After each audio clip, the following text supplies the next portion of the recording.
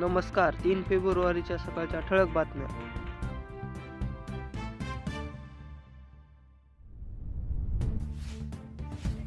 राज्यात गवारीला 2,000 ते 13,000 रुपये प्रति क्विंटल भाव.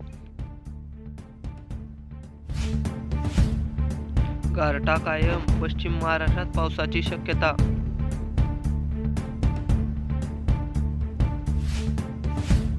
इथेनॉल प्रकल्पांना कर्ज पुरवण्यासाठी स्वतंत्र धोरण.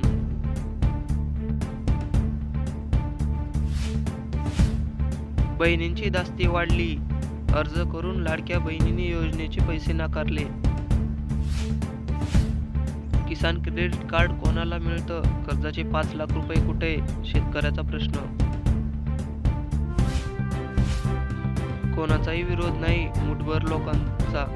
शक्तीपीठ महामार्गाबद्दल मुख्यमंत्र्यांनी दिली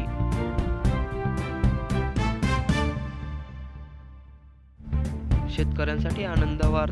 किसान क्रेडिट कार्डाची मर्यादा वाढली. अशाच नवनवीन व्हिडिओ पाहण्यासाठी सबस्क्राईब नक्की करा.